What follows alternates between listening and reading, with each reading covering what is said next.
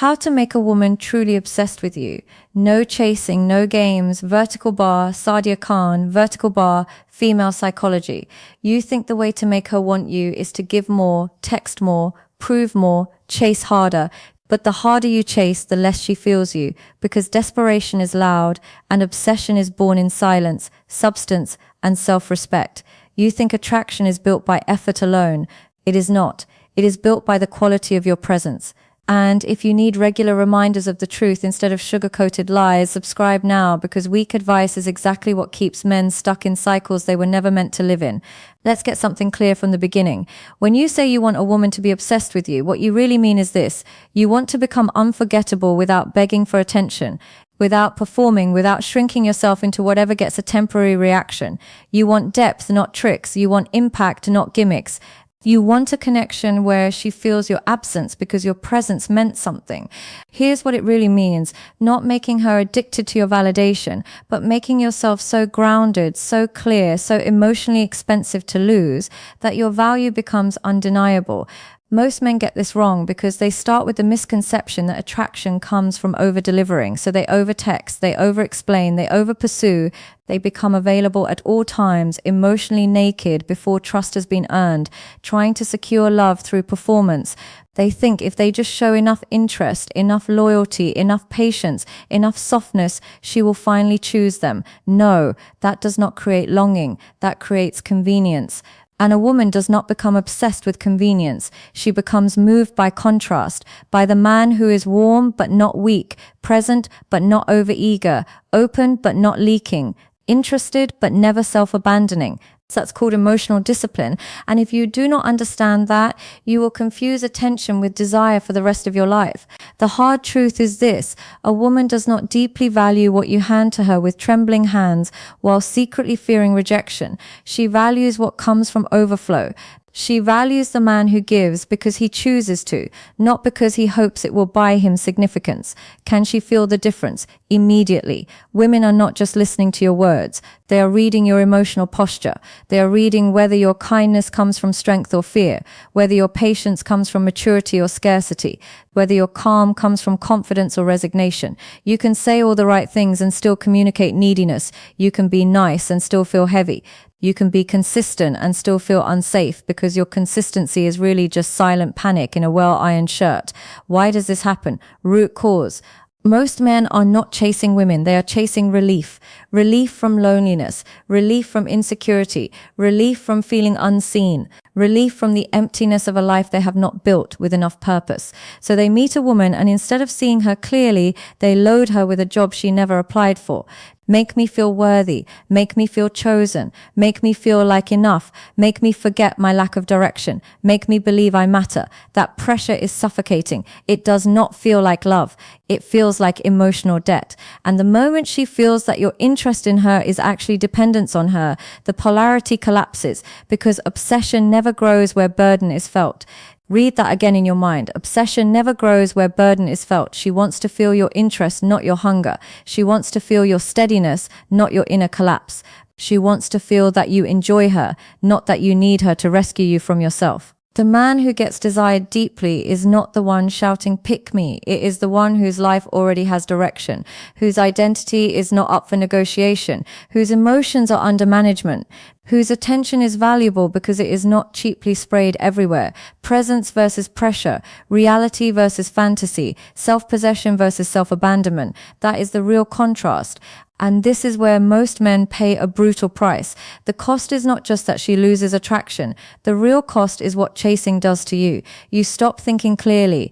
You stop protecting your time. You stop noticing red flags. You stop living with standards. You stop being honest because now every move is calculated around not losing her. You start editing your personality to stay desirable. You tolerate disrespect because you fear distance. You make excuses for inconsistency because you crave the reward of occasional attention. You become emotionally negotiable. You become easy to bend, easy to delay. It's easy to keep around without commitment.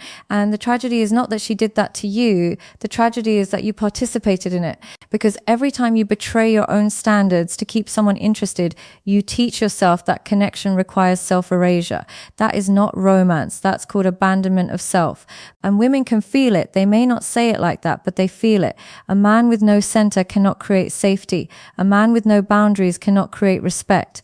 A man who keeps crossing his own lines will eventually be crossed by others.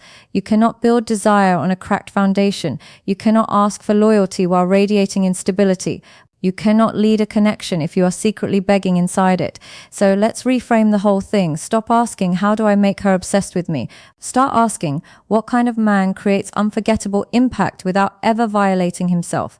That question changes everything. Because now the goal is not to control her emotions. The goal is to master your own. The goal is not to game her psychology. The goal is to become psychologically solid. The goal is not manipulation. It is self-reclamation. And paradoxically, that is exactly what makes your presence magnetic. The man she cannot forget is not usually the loudest man, the richest man, the smoothest man, or the most performative man. It is the man who feels anchored. The man who knows where he ends and where other people begin. The man who does not rush intimacy because he is not afraid of time. The man who listens without performing agreement. The man who desires without groveling. The man who can walk away from inconsistency without turning cold. The man who does not punish, does not plead, does not chase, does not spiral. He observes, he decides, he responds. That man is rare because most men have trained themselves to react, not respond. Picture him clearly. He wakes up with a direction that has nothing to do with female attention. He handles his body because self-neglect is not masculine freedom, it is decay. He handles his money because chaos is not depth, it is immaturity. He handles his words because he knows loose speech comes from a loose mind. He can flirt, but he does not perform. He can care, but he does not cling. He can be affectionate, but he does not become available at the price of his mission. He is not hard to get, he is hard to shake. There is a difference. One is a tactic, the other is a character trait. That's the man who does not need to create mystery because he has depth, the man who does not play games because he has boundaries, the man who does not obsess over whether she likes him because he is too busy making sure he likes who he is when he is with her, the man who does not collapse under delayed replies, the man who does not audition for a woman who is undecided, the man who does not confuse chemistry with compatibility. The man who never tries to convince someone to see his value. If she sees it, good. If she doesn't, he still keeps it. That is self-respect. And self-respect is seductive because it signals emotional adulthood. Now listen carefully. Women do not become attached to men who are constantly available for emotional consumption. They become attached to men whose presence changes the emotional temperature of the room. Men who are grounded enough to create calm, sharp enough to create stimulation, honest enough to create trust, selective enough to create meaning. If your presence feels common, your absence will feel harmless. If your presence feels intentional, your absence will echo. This is why silence from a grounded man hits differently than noise from an insecure one. One carries weight, the other just carries volume. So what do? You stop trying to be more liked and start becoming more real.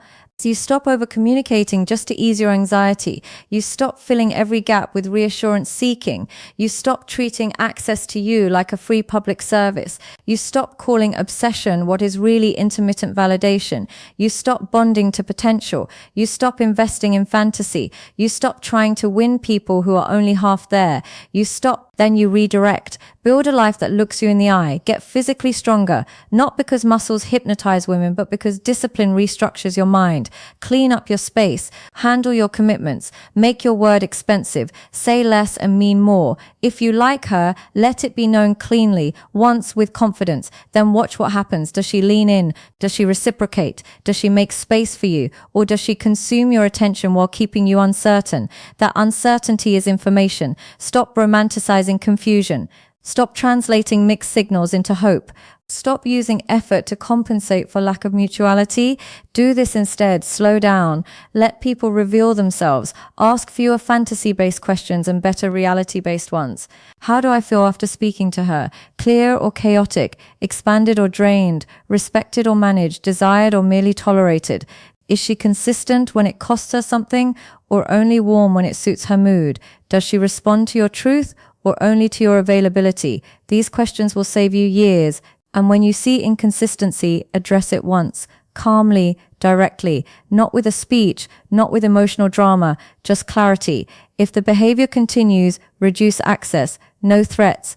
No revenge, no lectures, just consequence. That is what grounded men do. They do not keep explaining their standards to people committed to misunderstanding them.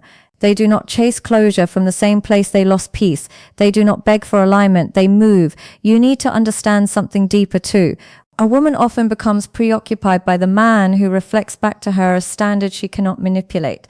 Not because he is cruel, because he is clear, he sees her, he enjoys her, but he is not hypnotized by beauty, charm, or emotional volatility. He does not reward chaos with extra devotion. He does not become more available when she becomes less respectful. He does not treat unpredictability as passion. He does not try to heal what he did not break. That steadiness forces truth to the surface, and truth creates intensity. Why? Because fantasy survives in confusion. Reality enters through boundaries. That's why the man with standards is unforgettable. He interrupts the games without announcing that he is above them. He simply does not participate. He is not trying to dominate. He is impossible to cheaply control. There is a difference. One comes from ego, the other comes from identity. And yes, let's say what many are afraid to say. A lot of men think being chosen by a woman will finally make them feel like a man. It won't. If you do not feel like a man before the relationship becomes a prosthetic. You lean on it to stand up. And once you lean, you fear losing it. Once you fear losing it, you perform. Once you perform, you disconnect from yourself. Once you disconnect from yourself, attraction starts dying anyway. So the very thing you did to keep love is what ruins your ability to hold it. You cannot build secure love from an insecure identity. So reclaim your center. Become the kind of man who can love deeply without losing shape. Become the kind of man who can desire strongly without becoming impulsive. Become the kind of man who can appreciate beauty without worshipping it. Become the kind of man who can say, I like you, and still sleep peacefully if the answer is not what he hoped. That is power. Not coldness, not detachment theater. Power. Real power is emotional non-negotiability. Real power is not needing to degrade yourself for access. Real power is not turning bitter when someone cannot meet you. Real power is blessing what aligns, releasing what doesn't, and staying intact either way. If you want her to feel you, then become someone who actually feels like something, not noise, not tactics, not fake scarcity, substance, weight, direction, depth. A man whose life is not waiting in the lobby while a woman decides his value. A man who enters a room already belonging to himself. A man who does not chase because he is not coming from lack. A man who does not play games because his peace is worth more than stimulation. A man who does not beg to be understood because he communicates clearly and lets reality do the rest. And if you've been the man who chased, good.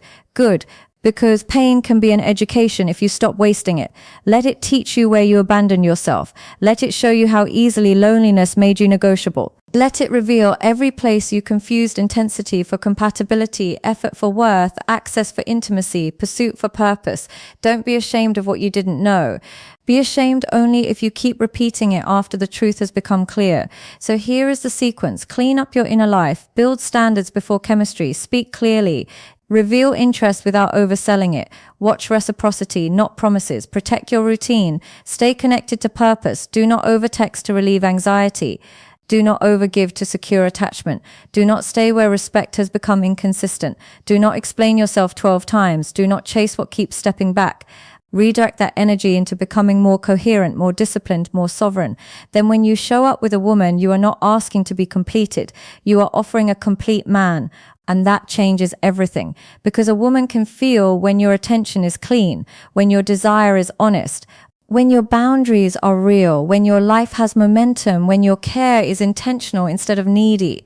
She feels the difference between a man who is consumed by her and a man who is anchored in himself while still appreciating her fully. The first one flatters, the second one imprints. You do not need to become colder. You need to become clearer. You do not need to become unavailable. You need to become more valuable to yourself. You do not need to act mysterious. You need to stop overexposing yourself before trust exists. You do not need to manipulate her nervous system. You need to regulate your own. You do not need to chase obsession. You need to become a man whose consistency, restraint, standards, and presence naturally create depth. That is how she thinks about you when you are not there. That is how your name carries weight. That is how your silence means something. That is how desire gets rooted in respect instead of novelty. Not because you played with her emotions, because you stop playing with your own. So if you remember nothing else, remember this: the man who is hardest to replace is not the man who gave the most attention. It is the man who embodied the most truth, truth in how he carried himself, truth in what he tolerated, truth in what he refused, truth in the way he wanted without worshipping, truth in the way he left when the connection became misaligned, truth in the way he stayed a man before, during, and after love. That can be you, not someday, not after another heartbreak, now. You are not here to beg for closeness. You are not here to negotiate your worth. You are not here to earn crumbs with loyalty that has no discernment. You are not here to become more digestible so someone unstable can keep you around. You are here to become solid, clear, respected, desired for what is real in you, not for how hard you are willing to chase. And once you understand that, everything shifts. Your energy shifts, your standard shifts, your choices shift, the women you attract shift, the way you walk into relationships shifts. You stop looking for someone to save you and become someone worth building with. You are the answer. Not your texting strategy, not your timing tricks, not your performance. You, your mind, your boundaries, your purpose, your discipline, your self-respect. That is the source. That is the leverage. That is the magnetism. If you want more truth like this, truth that strengthens you instead of soothing your excuses, subscribe and stay close. This is for men who are done performing, done chasing, done betraying themselves for temporary attention. You belong here if you're ready to build from self-respect, clarity, and real masculine grounding.